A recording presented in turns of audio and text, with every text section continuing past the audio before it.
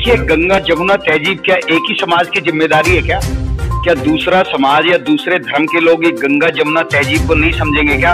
इससे पहले जब पूर्वी दिल्ली में दंगे हुए थे तो वो भी किस प्रकार प्रायोजित किए गए थे, किस प्रकार इन्होंने पत्थर ईंट रोड़े कैसे रखे हुए थे, इसी प्रकार ये जहांगीरपुरी में हुआ।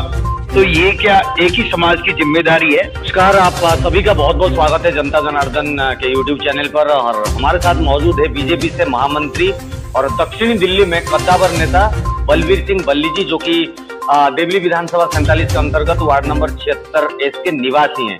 बलबीर जी, आपका बहुत बहुत स्वागत। धन्यवाद।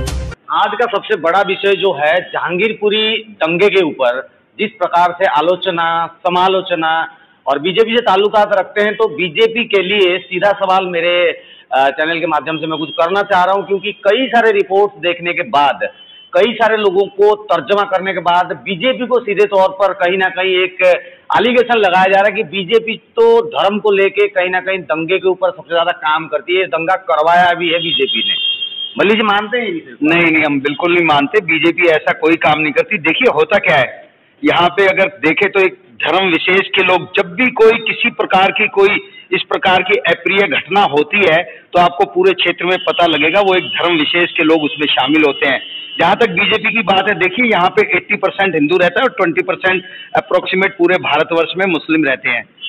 अब देखिए, अब 80% लोग जहाँ पे रहते हों और उनके साथ कोई अन्याय हो जाए तो क्या कोई भी सरकार उसको बर्दाश्त करेगी? चाहे बात बीजेपी की नहीं है, अगर कोई भी सरकार हो, उसको उनके ऊपर अगर कोई अत्याचार करने की कोशिश होती है, सामाजिक जो एक सद्भावना पूरे भारतवर्ष में बनी हुई थी, उसको अगर कोई भी खराब करने की कोशिश करेगा तो उसके साथ हर सरकार को सख्ती से निपटना चाहिए। बीजेपी को बार बार बोला जा रहा है कि कहीं ना कहीं मुसलमान विरोधी सरकार है ये, मुसलमान विरोधी पार्टी है ये। एक बात देखी जाए, जब से मोदी जी सरकार में आए हैं, क्या किस प्रकार के रूल्स हो, रेगुलेशंस हो, कुछ ऐसा क्या बनाया गया है जिससे मुसलमान के ऊपर कोई हानि पहुंचे या उनके भविष्य खराब हो? ऐसा कुछ हुआ है क्या? नहीं, देखिए, सभी भारत में ऐसा कोई भी नहीं है और मोदी जी के आने के बाद भी कोई ऐसा नहीं बना। भारत का संविधान जो कहता है, मोदी सरकार उसी के अनुसार काम कर रही है। ये संविधान मोदी जी ने नहीं बनाया, ये संविधान 1952 में डॉक्टर अम्बेडकर जी की अध्यक्षता में बने था और आज तक उसी संविधान के अंतर्गत जो भी कानून है उसी के अंतर्गत सरकारें काम कर रही हैं। कोई भी सरकार अपनी तरफ से किसी एक धर्म विशेष के प्रति कोई अन्याय नहीं कर रही है। हाँ, कानून में जो है, जो जैसा गलत काम करेगा उसको वैसा भुगतना पड़ेगा। पहले सरकारें स्टेप भी उठाती थी, वो सरकारें वोट बैंक की राजनीति करती थी, वो एक धर्म के लिए सोचती थी कि वो आपका ही वोट बैंक है, तो उनके विरुद्ध वो काम नहीं कर पा रही थी, चाहे वो किसी भी प्रकार का कोई भी क्राइम कर ले। लेकिन आज की सरकार लोगों के प्रति जवाबदेह है। अगर कोई भी आदमी गलत काम करेगा, उसको उसके लिए जो भी कानून में उसके लिए दंड दिया है वो उसको भुगतना पड़ेगा। एक और विषय यहाँ पर आता है, योगी सरकार से दंगे के बाद जिस प्रकार से योगी सरकार एक्शन में आई और जिस प्रकार से उनको चिन्हित करके उनके घर के ऊपर कार्रवाई हो, कुर्की से लेके तमाम प्रकार के प्रेशर बना करके उनको बताया गया है कि दंगे करने के बाद इसका असर क्या होता है प्रशासन जब आपके ऊपर कार्रवाई करती है। तो बल्ली जी, वही कड़ी में जहांगीरपुरी के बाद एक छोटी सी कार्रवाई हुई, अतिक्रमण यानी कि अवैध अतिक्रमण के तहत जो लोग वहां पे बसे हुए थे, अंसार बाबूजी जो जिस प्रकार से यहाँ पे दंगे को भड़काए हैं और जो पुष्टि हुई है, उसके बाद डेमोलेशन हुआ, एक बुलडोजर कार्रवाई हुई। उसको बहुत सारे लोग कह रहे हैं कि योगी सरकार वहां कर रहे हैं तो ये शायद एमसीडी भी शायद उसी मॉडल में आके यहाँ पे अन्याय कर रही है। और जिस प्रकार से इसको गवेषणा और जिस प्रकार से उस संबंधित जगह के ऊपर अगर बात करी जाए तो पाया गया है कि वो सरासर एमसीडी के जगह के ऊपर वो अतिक्रमण था और उसको एमसीडी ने कार्रवाई करके जो हटाया वो गलत नहीं है। इस विषय को लेकर लोगों ने कटान से सरकार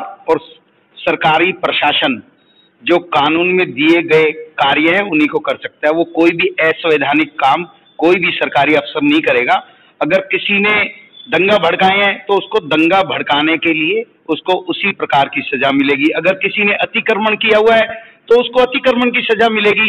हाँ, ये हो सकता है, एक कोइंसिडेंस भी हो सकता है कि जहां पे आपने दंगा भड़काए, सरकार ने पहले ही वहां पे अतिक्रमण, देखिए बार बार यही बात आती है, अगर इस प्रकार के कोई भी काम क्रिमिनल एक्टिविटीज होती है तो कहाँ पे होती है? जहां पे एक समाज विशेष के लोग रहते हैं। और वो समाज विशेष के लोग, उन लोगों को ये सोच लेना चाहिए कि आप लोग, क्योंकि आपराधिक प्रवृत्ति के लोग हैं, ये जब प्लॉट भी खरीदते हैं तो सरकारी जमीन पे खरीदते हैं क्योंकि इनको सस्ते में मिल जाता है। ये हर प्रकार के वो काम करते हैं जो कि लीगल नहीं है।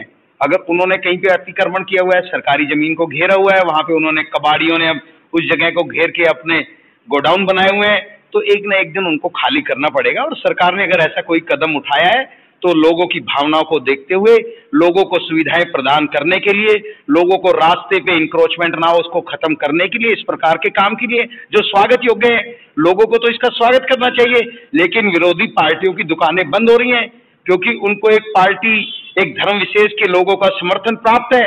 अब उन धर्म के लोगों की आजकल चल नहीं रही है, उनकी वोटों से कुछ हो नहीं रहा है, लोग जाग गए हैं। वो उस सरकार को वोट देती है जो लोगों की मेजोरिटी को ख्याल लेके निर्णय लेती है। किसी एक लोग, एक धर्म विशेष के लोग या कुछ गिने चुने लोगों के लिए ये मोदी सरकार कोई काम नहीं करती। ये सर्व समाज के लिए, सभी लोगों के लिए काम करती है।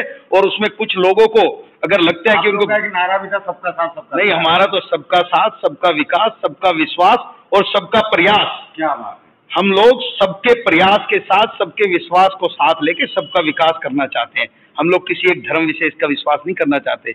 हम कोई सिर्फ हिंदू धर्म की बात नहीं करते।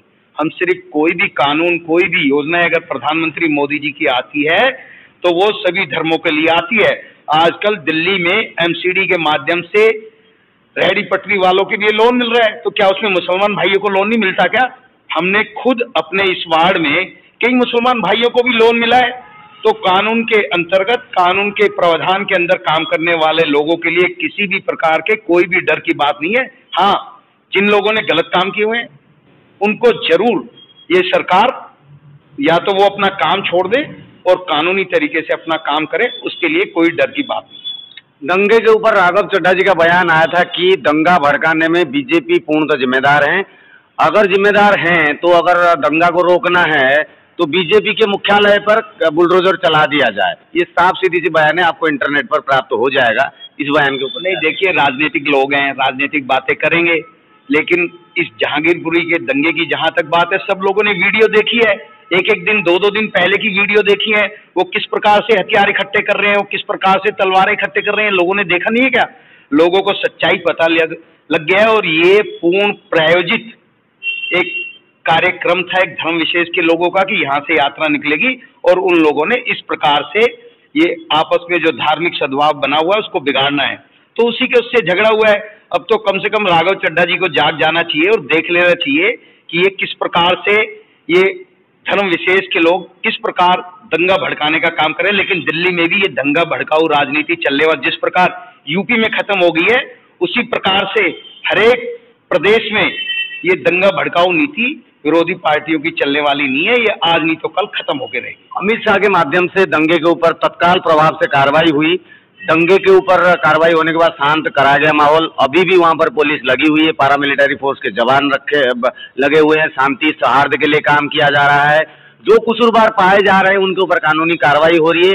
क्या कहेंगे आने वाले दिनों में दिल्ली स्तर पर कानून व्यवस्था को लेकर अमित शाह कितना चिंतित हैं? क्या लगता है इस पूरी तरीके से दिल्ली में कानून व्यवस्था के ऊपर आप लोग काबू पाएंगे? क्योंकि सेंट्रल गवर्नमेंट की दिल्ली पुलिस है, लगभग इसके ऊपर अमित शाह सीधे तौर पर काम कर रहे हैं, क्या कहेंगे? देखिए, हमारे माननीय गृह मंत्री अमित शाह जी लगातार सजग रहते हैं। ये कांग्रेस के उस प्रकार के गृह मंत्री नहीं है जो ड्रेस बदलने में 2-2, 3-3 घंटे अपना समय व्यतीत करते थे। यहाँ पे मोदी जी की सरकार है और माननीय अमित शाह जी तो इतने सजग और इतने सेंसिटिव हैं कि कहीं पे पूरे देश में, दिल्ली की बात नहीं है, पूरे देश में अगर कहीं पे किसी भी प्रकार की अप्रिय घटना होती है तो उसका उचित लेवल पे उसी प्रकार समाधान किया जाता है। और सरकार, प्रशासन सब सजग है। अगर वहां पे अभी भी सरकार को लगता है कि कोई इस प्रकार की दुर्घटना हो सकती है, उसके प्रिवेंटिव मेजर के लिए वहां पे फोर्सेस तैनात कर रखी हैं।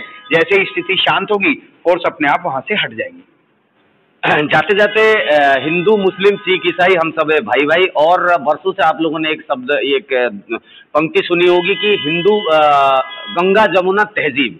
इसके तहत एक मैसेज जाना चाहिए कि ओवरऑल जिस प्रकार से बीजेपी की एक थॉट है, जिस बिंदुओं के ऊपर वो काम करते हैं, सबका साथ, सबका विश्वास, जैसे वल्ली जी इसके ऊपर कह रहे थे, इन सभी को लेकर वो काम करते हैं। तो वल्ली जी, जाते जाते शांति सौहार्द समाज में बनी रहे। और जिस प्रकार से दंगे भड़के हैं, इससे सामाजिक स्तर पर स्थिति खराब होती है, क्या मैसेज देना? देखिए, गंगा जमुना तहजीब क्या एक ही समाज की जिम्मेदारी है क्या? क्या दूसरा समाज या दूसरे धर्म के लोग ये गंगा जमुना तहजीब को नहीं समझेंगे क्या? इससे पहले जब पूर्वी दिल्ली में दंगे हुए थे तो वो भी किस प्रकार प्रायोजित किए गए थे, किस प्रकार इन्होंने पत्थर ईंट रोड़े कैसे रखे हुए थे, इसी प्रकार ये जहांगीरपुरी में हुआ। तो ये क्या एक ही समाज की जिम्मेदारी है? मेरा सारी विरोधी पार्टियों से ये निवेदन है कि वो लोग अपने गिरेबान में झांकें, और अगर हिंदू समाज को ये कहते हैं कि इनको गंगा जमुना तहजीब अपनानी चाहिए, तो सभी धर्मों के लोगों से हमारी ये हाथ जोड़ के निवेदन है कि वो लोग भी इस तहजीब को अपनाएं, और भारत जिस प्रकार से एक शांतिप्रिय देश बना रहा है उसी प्रकार का शांतिप्रिय आगे भी बना रहेगा। बहुत बहुत धन्यवाद बल्ली जी। जहांगीरपुरी मुद्दे के ऊपर काफी अच्छी तरीके से, विश्लेषित तरीके से इन्होंने मुद्दे के ऊपर बात रखी, समय दिया, इसके लिए आपका बहुत बहुत धन्यवाद। और पुनः जुड़े रहिए, एक खास अपडेट और न्यूज के साथ आपको फिर से मिलेंगे। जय हिंद, वंदे मातरम।